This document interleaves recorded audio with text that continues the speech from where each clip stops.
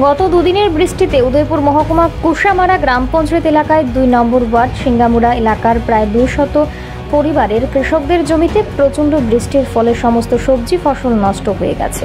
এলাকার কৃষক হিমাংশু বিকাশ দাস জানান, গত দুদিনের বৃষ্টিতেই কুশামারা এলাকার সিঙ্গামুড়া এলাকার কৃষকেরা জমিতে যে সমস্ত সবজি জমিতে লাগিয়েছিলেন তার মধ্যে শসা, ঝিঙ্গা সহ কাঁচা মরিচ, বেগুন, লত, শিম সহ সমস্ত ফসল বৃষ্টিতে নষ্ট হয়ে গেছে।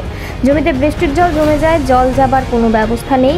এলাকার মানুষদের দাবি, যদি সরকার কিংবা রাজ্যের কৃষি দপ্তর থেকে পরিদর্শন করে ক্ষতিগ্রস্ত কৃষকদের পাশে দাঁড়িয়ে যদি সাহায্যের হাত বাড়িয়ে দেয় তাহলে কৃষকরা কিছুটা লাভ হবে। রাজ্য সরকার কিংবা কৃষি দপ্তর কতটুকু সাহায্যের হাত বাড়িয়ে দেয় সেদিকে তাকিয়ে আছেন এলাকার কৃষক সহ তাদের পরিবারের লোকজনেরা।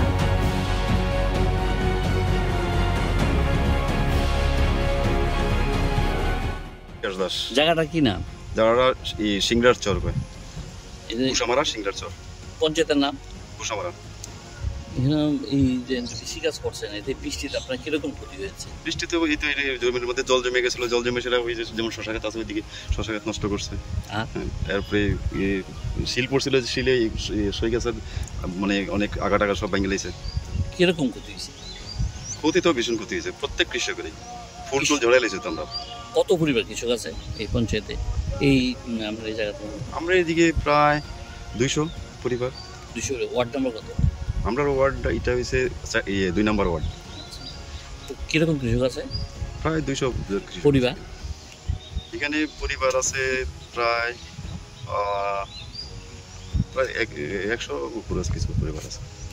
কি কি আপনারা কৃষি মানে জাতীয় দ্রব্য আমরা এখানে লাগিয়েছি? এখানে আমরা বেশিরভাগই মানে শসা করি, ঢেঁড়স করি, উস্তা করি, এই লচ্ছই করি। এগুলো কি সব নষ্ট হয়ে গেছে?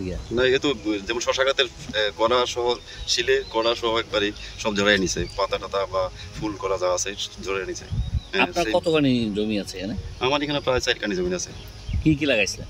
আমি লাগাইছি উস্তা লাগাইছি, শসা করছি, ঢেঁড়স লাগাইছি, লচ্ছই লাগাইছি।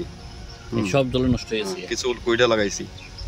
কৃষি দপ্তর থেকে কেউ এখানে এসেছিল? এখন তো কেউ আসেনি। সরকারের কাছে কি মানে কি আবেদন থাকবে আপনার? যে আমাদের এখানে কৃষকের যে দুর্দশা, এটা কমসে কম সরকার থেকে আইসা দেখো, যে কৃষকের কি অবস্থার মধ্যে আছে।